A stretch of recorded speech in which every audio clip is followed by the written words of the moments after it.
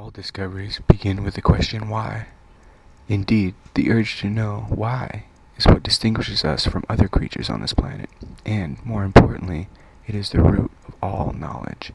To ask why triggers the intellectual process and launches an investigation which, if all goes well, will lead to a breakthrough. A bathtub overflows, the sun rises and sets, an apple falls. Some gifted people ask why, and the next thing you know, man has walked on the moon. Asking why will, in fact, take us beyond the moon, beyond our solar system, beyond our galaxy, beyond our wildest dreams. This is a story of a secret, hidden for thousands of years, that will forever change our understanding of the meaning and purpose of the most fascinating wonder of the ancient world, the Great Pyramids of Egypt. What purpose did these massive structures, one of the largest construction projects ever undertaken, serve? Why were they scattered across the desert in a seemingly random pattern? The orthodox view goes something like this. The pyramids are just tombs, admittedly a large and elaborate tombs, but tombs nonetheless. But this tomb-only theory, and it is only a theory, does not quite stick. For one, it does not explain why no mummified body, not a single bone or even mummy linen, nothing, was ever found here at Saqqara or at any other pyramid sites. So far as I'm concerned, there has to be another explanation for all this that fitted the scale and context of the Great Pyramids of Egypt.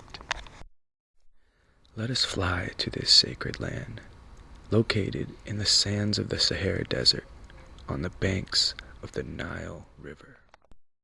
Before the sacred Nile was dammed, the river would flood this rich and fertile land right up to the escarpment that supports the Great Pyramids of Giza. Looking from above, a basic question arises.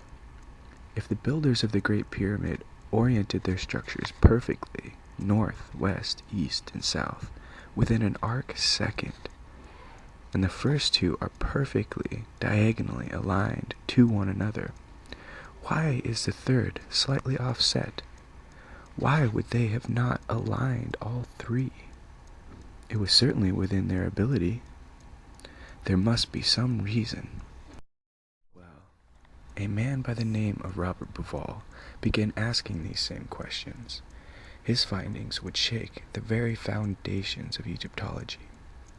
His book, titled The Orion Mystery, released a flood of new ideas and presents some intriguing answers to these very questions. It seems that the ancients spoke about their king's relationship with the stars in a very literal as well as metaphorical way. 466 states, "The king becomes a star. O king, you are this great star, the companion of Orion, who traverses the sky with Orion, who navigates the netherworld with Osiris.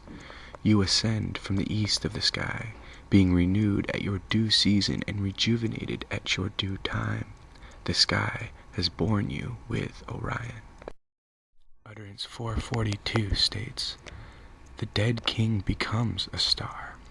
Behold, he has come as Orion. Behold, Osiris has come as Orion, lord of wine in the wig festival. My beautiful one, said his mother, my heir, said his father, of him whom the sky conceived and the dawn light bore.